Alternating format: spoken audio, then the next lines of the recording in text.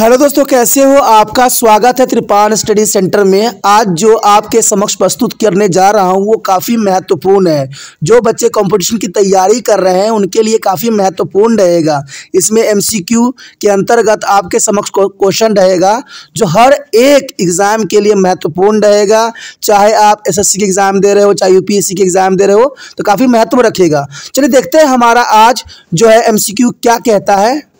अगला क्वेश्चन भी काफ़ी हद तक आसान है कि संभावित अंतर यानी पोटेंशियल डिफरेंस मापने की इकाई क्या है।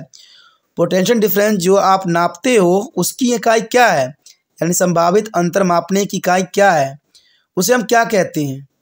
क्या हम उसको वॉट से मापते हैं, क्या उसे हम ओम से मापते हैं, या वोल्ट से मापते हैं, या किलोवाट आवर से मापते हैं। तो ये काफ़ी महत्वपूर्ण है। जिन बच्चों को पता होगा कि संभावित अंतर जो होती है उसको हम कैसे मापते हैं, विभवांतर को कैसे मापते हैं, तो यहाँ पर आपके समक्ष ऑप्शन है, आप अपना ऑप्शन चूज कर सकते हो।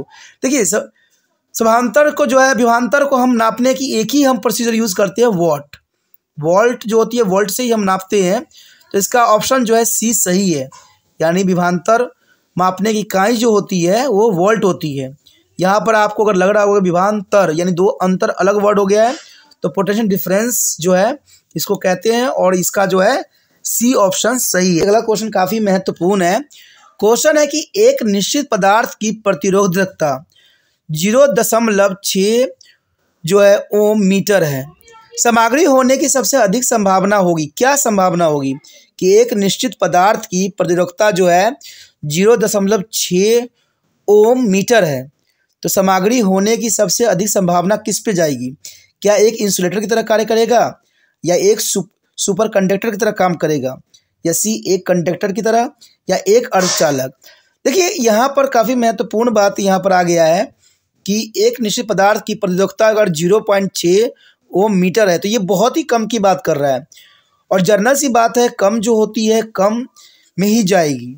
तो यहाँ आप अपना ऑप्शन चूज कर सकते हो।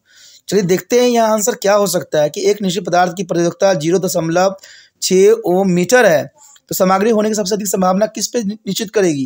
देखिए एक इंसुलेटर पे तो निश्चित नहीं करेगी, इंसुलेटर यहाँ कार्य नहीं करेगा। एक सुपर कंडक्टर भी यहाँ पर कार्य नहीं करेगा, और एक कंडक्टर तो करेगा ही नहीं। जब सुपर कंडक्टर कार्य नहीं कर सका तो एक कंडक्टर कहाँ से कर देगा? और देखा जाए डी ऑप्शन एक अर्धचालक। अर्धचालक का मतलब होता है सेमी कंडक्टर। सेमी कंडक्टर जो होती है इसमें से विद्युत धारा बहुत ही कम मात्रा में गुजरती है। और आपको बता दूँ सिलिकॉन जो होता है यानी SI काफ़ी महत्वपूर्ण होता है, और इसका एग्जाम्पल है जो अर्धचालक होता है। आजकल जितने भी चीज़ें यूज़ करते हैं हम उसमें सेमी कंडक्टर का प्रयोग किया जाता है, यानी अर्धचालक का। तो यहाँ एक निश्चित पदार्थ की प्रतिरोधकता 0.6 होगी, तो जर्नल सी बात है इसमें सामग्री होने की सबसे अधिक संभावना रहेगी कि वह एक अर्धचालक है, यानी इसका डी ऑप्शन सही है, एक अर्धचालक है। आप एक अर्धचालक के साथ जा सकते हो। चलिए देखते हैं अगला क्वेश्चन क्या है। चलिए यहाँ पर अगला क्वेश्चन हमारे समक्ष आ गया है, काफ़ी महत्वपूर्ण है, और क्वेश्चन कैलकुलेशन वाली है, तो अपना कॉपी भी रखिए साथ में। क्वेश्चन है प्रतिरोधकता 1.0 गुना 10⁻⁻7 ओम की सामग्री से बने 300 मीटर लंबाई और 1.0 मिलीमीटर स्क्वायर क्रॉस सेक्शन क्षेत्र वाले तार का प्रतिरोध कितना होगा? क्वेश्चन क्लियर है। ऑप्शन दे दिया है 2 ओम होगी, 3 बी है 3 ओम होगा, सी 20 ओम होगा, या डी 30 ओम होगा। देखिए ऐसे में आप इसका आंसर देना आपके लिए संभव नहीं है, तुक्का लगा के आप नहीं दे सकते हो। सबसे पहले तो आपको यहाँ पर क्वेश्चन करना है। चलिए हम भी क्वेश्चन कर रहे हैं, आपको तो यहाँ पर मैं करता हुआ दिखा नहीं सकता, लेकिन जरूर मैं जो कर रहा हूँ वो आपके स्क्रीन पर जरूर शो करूँगा।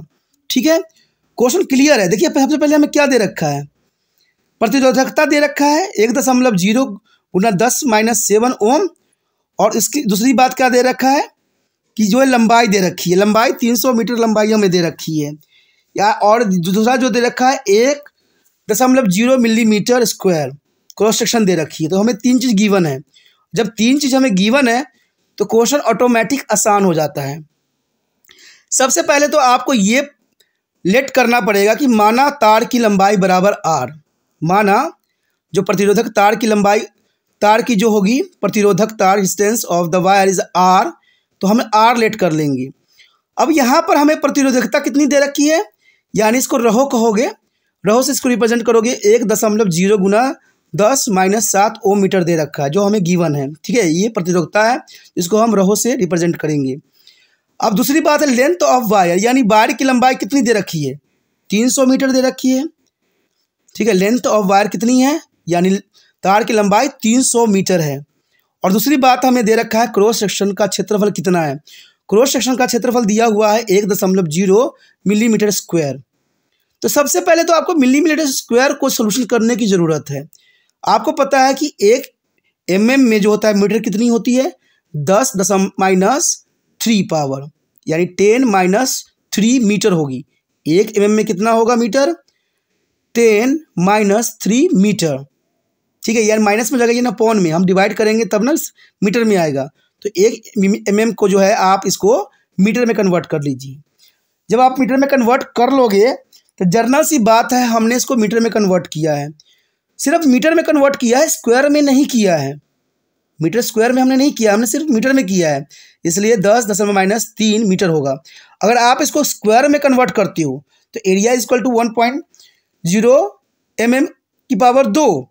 तो एरिया क्या बन जाएगी हमारे एक्चुअली 1.0 गुना 10-6 मीटर स्क्वायर, यानी ये हो जाएगी दुगना, क्योंकि आपको पता ही है क्रॉस सेक्शन है एरिया, और हमने सिर्फ पहले मीटर में कन्वर्ट किया था। अब हमने इसको क्या कर दिया मीटर स्क्वायर में, तो मीटर स्क्वायर में हमें उतना ही जीरो से डिवाइड करना पड़ेगा, तो 3 जीरो जो है एक्स्ट्रा आ जाएगी।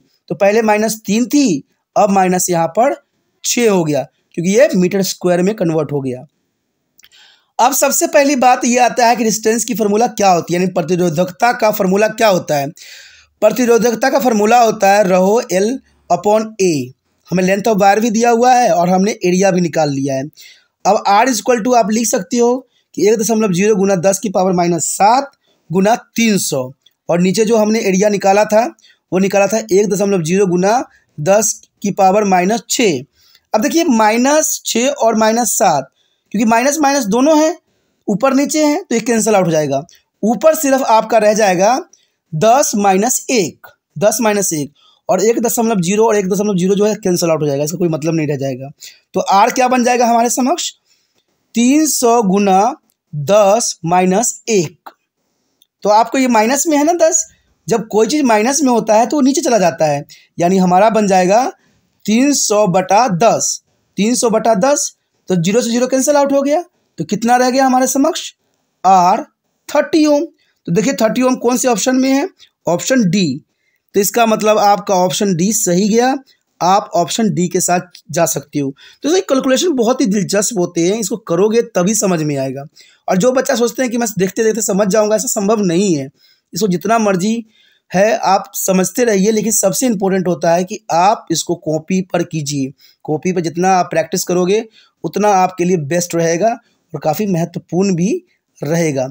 अगला क्वेश्चन हमारे समक्ष आ गया है, ये क्वेश्चन काफ़ी महत्वपूर्ण है। क्वेश्चन है कि विद्युत धारा के सुचारू प्रवाह में चालक पदार्थ द्वारा उत्पन्न बाधा को कहा जाता है। जो बाधा उत्पन्न होती है, कोई भी विद्युत धारा जब आप करते हो, चलाते हो, तो उसमें बाधा किसके कारण उत्पन्न होती है। ऑप्शन है ए प्रतिरोध के कारण, बी है आचरण के कारण, सी है प्रेरक तत्व के कारण, या डी इनमें से कोई नहीं। क्वेश्चन तो आप समझ गए हो, क्वेश्चन क्लियर है कि विद्युत धारा के सुचारू प्रवाह में यानी कंटिन्यू चलने में कौन सा जो है बाधा उत्पन्न करती है। आप अपना आंसर सोचिए, ठीक है, फिर मैं आपको आंसर बताऊंगा इसमें से क्या हो सकता है आंसर। आप अपना आंसर जो है अपने नोटबुक पे नोट भी कर लीजिए। देखिए यहाँ क्वेश्चन क्लियर है कि विद्युत धारा के सुचारू प्रवाह में यानी कंटिन्यू चलने में चालक द्वारा पदार्थ के उत्पन्न बाधा कौन करता है। बाधा उत्पन्न क्या प्रेरकात्मक करता है, या आचरण करता है, या प्रतिरोध करता है, या इनमें से कोई नहीं करता। आपने सुना भी होगा और पढ़ा भी होगा कि प्रतिरोध यानी डिस्टेंस का मतलब ही रुकावट होता है, यानी प्रतिरोध। तो आंसर तो डायरेक्ट क्लियर है, इसका आंसर देखिए बहुत क्लियर है। इसका आंसर ए प्रतिरोध है। प्रतिरोध का मतलब रुकावट, और बाधा उत्पन्न करने का मतलब ही कि रुकावट डालता है। तो इसका मतलब ए ऑप्शन आपका सही है।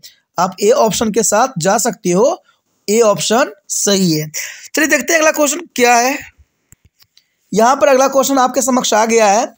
क्वेश्चन बहुत ही क्लियर और बहुत ही काफ़ी महत्वपूर्ण है, और ये एनसीईआरटी पर आधारित है, तो हर एक कॉम्पिटिटिव एग्जाम के लिए महत्वपूर्ण रहने वाला है।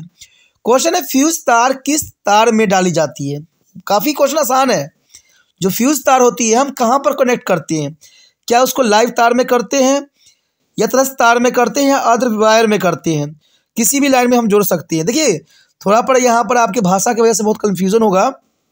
देखिए यहाँ पर अगर ए को हम करें तो पॉजिटिव वायर कहेंगे जिसमें से विद्युत धारा प्रभावित होती है पॉजिटिव, बी जो होगा नेगेटिव वायर की बात कर रहा है और सी अर्थ वायर की बात कर रहा है, अर्थ वायर। ठीक है, तो यहाँ पर आपको पता है कि शुद्ध हिंदी बहुत ही टफ होता है। तो फ्यूज तार आप किस में डालते हो, आप जब जो बुक होगा एनसीईआरटी की बुक है अगर आप उसमें देखिएगा तो उसमें क्लियर फ्यूज का जो है डायग्राम बना हुआ है और फ्यूज में भी दिखाया गया है। ये ऐसे ही क्वेश्चन एग्जाम में आते हैं और आप सोचते होगे कि गाइड वो सब उठाऊं ये उठाऊं, आप सब कुछ उठा लीजिए लेकिन आंसर आपको एनसीईआरटी से ही मिलेगा। कोई भी कंपटीशन की तैयारी कीजिए, आज बड़े बड़े बच्चे आईपीएस यूपीएससी के एग्ज़ाम बहुत से एग्ज़ाम की तैयारी करते हैं, सारे के सारे एनसीईआरटी को ही फॉलो करते हैं और एनसीईआरटी के बड़े बड़े मोटे मोटे बुक बनाए जाते हैं। लेकिन जो बच्चा अगर ढंग से पढ़ लेता है 9th 10th 11th 12th समझिए उसका बेड़ा पार ऑटोमेटिक हो जाता है। क्योंकि सारे जितने भी एग्ज़ाम होते हैं चाहे एसएससी का हो चाहे यूपीएससी का हो चाहे रेलवे का हो, सभी जो है एनसीईआरटी बुक को ही फॉलो करता है और सब क्वेश्चन तो एक जैसे ही होते हैं। तो यहाँ क्वेश्चन तो समझ गए होंगे, आप अपने नोट भी कर लिए होंगे कि फ्यूज तार किस तार में डाली जाती है। दोस्तों जर्नल सी बात है, अर्थ तार में तो कभी नहीं डालेंगे, अर्थ तार से तो कोई मतलब ही नहीं होता फ्यूज का। और जर्नल सी बात है न्यूट्रल तो तब काम करता है जब पॉजिटिव वायर आती है, जब पॉजिटिव करंट आएगी तभी न्यूट्रल का जो है काम होता है। तो इसका मतलब जो है ये लाइव तार, जिसे हम लाइव तार कहते हैं, यानी लाइव वायर जो होती है हम हमेशा फ्यूज़ को जो है लाइव वायर में ही कनेक्ट करते हैं। लाइव वायर में कनेक्ट करने से ये होता है कि इसी में इलेक्ट्रॉन प्रभावित होती है और इसको जो है फ्यूज़ तार लगाना ज़रूरी होता है, नहीं तो अधिक धारा जो है आपके घर में प्रभावित होगा और आपके बहुत से अप्लायंसेस बहुत से इंस्ट्रूमेंट ख़राब हो सकते हैं। इसलिए हम जब भी फ्यूज़ कनेक्ट करते हैं तो लाइव तार में ही करते हैं। तो ये ऑप्शन ए आपका सही है, आप ए ऑप्शन के साथ जा सकते हो।